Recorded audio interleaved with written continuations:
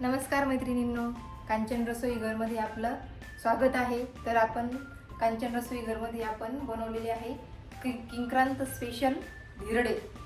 तर धिरडे कसे बनवायचे आपल्याला ते बघूया आपण आता व्हिडिओमध्ये। चला।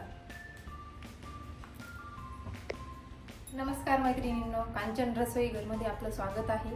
तर आज कांचन रसोई घरमध्ये आपण संक्रांत स्पेशल धिरडे बनवणार आहे। संक्रांतीच्या दुसऱ्या दिवशी किंक्रांत असते, तर त्या दिवशी धिरडे बनवले जातात आणि आपण धिरडे कधीही पण करतो, पण मग महत्त्व त्या दिवशी असतं जास्त, संक्रांतीच्या दुसऱ्या दिवशी। तर कसे बनवायचे ते आपण बघूया। चला तर धिरड्याचं साहित्य बघू। धिरड्याचं पीठ कसं बनवायचं आहे ते आपण घेतलेलं आहे। 2 वाटी गव्हाचे पीठ, 1 वाटी बेसन आणि 1 वाटी शाळूचं पीठ। शाळू ज्वारी शाळू एकच, आणि हे आहे मीठ, जिरं, हळद, आणि ही आहे हिरवी मिरची, लसूण, कोथिंबीर। आता हे आपण पेस्ट करून घेणार मिक्सरमध्ये। याचं बारीक करून घ्यायचं मस्त पेस्ट। लसूण थोडा जास्त असला की छान चव येते। आणि मी आता हे 4 जणांचं बनवू लागले। तुम्ही तुमच्या घरी किती मेंबर आहेत, किती जण आहेत त्यानुसार पीठ घ्यायचं। जिरे याच्यामध्ये टाकून घ्यायचं। हे बघा, हे छान असं बारीक वाटण करून घ्यायचं, हिरवी मिरची, लसूण, कोथिंबीर। आता आपण पीठ बनवूया।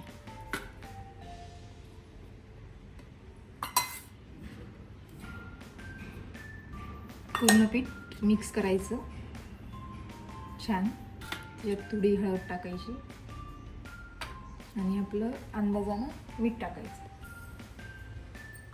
हे असं मिक्स करून घ्यायचं अगोदर, मग लवकर ते मिक्स नंतर होत नाही। मग पाणी टाकल्याच्या नंतर बेसनचे वळून जातात। बेसन वगैरे सगळं चाळून घ्यायचं।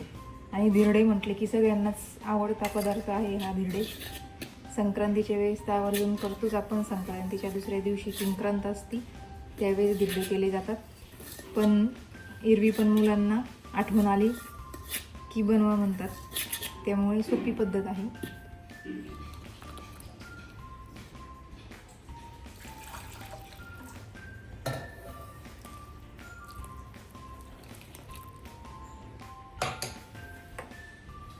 कोथिंबीर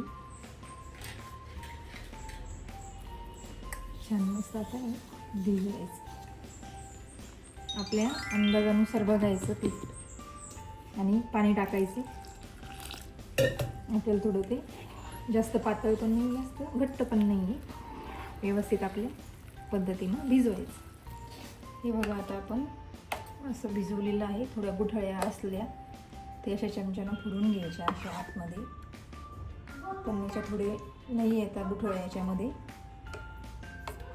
हे बघा, आता छान मस्त आपलं पीठ तयार आहे धिरड्याचं। अशा गुठळ्या आपण फोडून पण घेतलेल्या आहे। चेक करायची आहे का नाही अजून गुठळी। छान पूर्ण गुठळ्या फोडून घ्यायच्या आणि आपलं हे बघा, हे असं पीठ तयार पाहिजे, तेव्हा छान धिरडे होतात। आणि आता याला 1 तास भिजत घालू आपण या पिठाला, म्हणजे छान मुरतं पीठ। हे आपण 1 तासापूर्वी पीठ भिजत घातलेलं होतं। आता आपलं पीठ आता पूर्णपणे भिजलेलं आहे। छान मस्त, म्हणजे एक ते 1.5 तास जरी झाले तरी चालतं, म्हणजे ते छान भिजतं आणि छान आपले धिरडे येतात। चला, आपण तवा ठेवलेला आहे, छान तपू द्यायचा। आणि ह्या जुन्या बायकांना असं गाजर, कांदा किंवा मुळा किंवा म्हणजे अजून वांग असं असायचं ना, बारीक असं मधातून काट करून असं तव्याला लावायला घ्यायच्या तेलामध्ये। आता वेगवेगळ्या पद्धत आहे। ब्रश, कोणी ब्रश करतं, कोणी ते स्प्रे मारतं, पण ही आपली जुनी पद्धत आहे। हे असं करून घ्यायचं छान, मग तव्याला चिटकत नाही।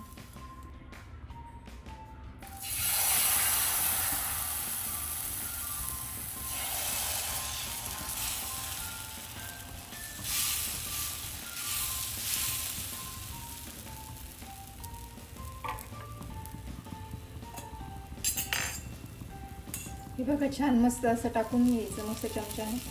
त्याला हात पण लावायचं काम नाही। आणि थोडं मीडियम, जास्त हाय पण नाही आणि लो पण नाही, मीडियम गॅसवर करायचं आपले धिरडे। म्हणजे ते जळत पण नाही. आणि अशा छान छान रेसिपीसाठी आता मी नवीनच आहे, तरी माझे खूप व्हिडिओ झाले आहे 20-25. तर अशा छान छान रेसिपीसाठी माझ्या चॅनलला कांचन रसोई घरला लाईक करा, शेअर करा, कमेंट करा आणि सबस्क्राईब करा आणि बेल आयकॉनवर क्लिक करा.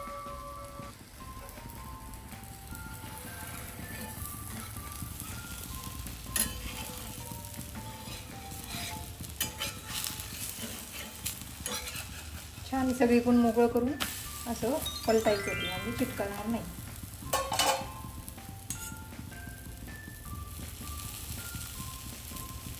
एकदम छान मस्त. आता माझ्या तोंडाला पाणी सुटलेलं आहे. मी कधी खाते आणि कधी नाही. एकदम छान सुगंध येऊ लागलेला आहे.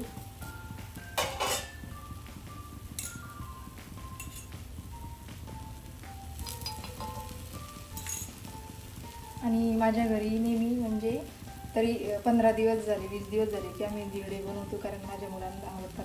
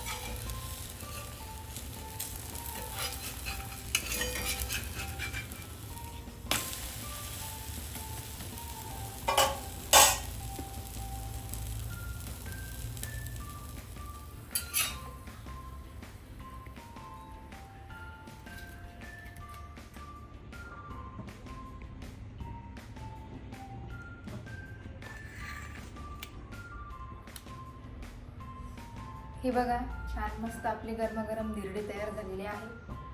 आणि संक्रांतीच्या दुसऱ्या दिवशी आपण किंक्रांत असते त्या दिवशी बनवतो, आणि एरवी पण आपण बनवू शकतो मुलांसाठी कधीही. तर बघा, आणि माझी पद्धत कशी वाटली आणि साहित्य बघा, त्याप्रमाणे तुमचे किती मेंबर आहेत ते बनवू शकता तुम्ही कितीही. तर बघा, छान मस्त आपले धिरडे तयार झालेले आहे. आणि माझ्या चॅनलला लाईक करा, सबस्क्राईब करा, शेअर करा आणि बेल आयकॉनवर क्लिक करायला विसरू नका. आणि कमेंट करा की कशी झाली आहे. तर बघा, हे किती छान झालेली आहे. मस्त धिरडे आपले एकदम लुसलुसीत झालेले आहे, मऊ. आणि आपण असे तिळाच्या वडीसोबत खाऊ शकतो, किंवा तसंही खाऊ शकतो, किंवा मग आताचे मुलं टोमॅटो सॉससोबत खातात. आणि जुनी माणसं याच्यासोबत ते गुळवणी असतं ना, ते खातात. पण आता कोणाला ते आवडत नाही, त्यामुळे आपण तिळगुळासोबत खाऊ शकतो.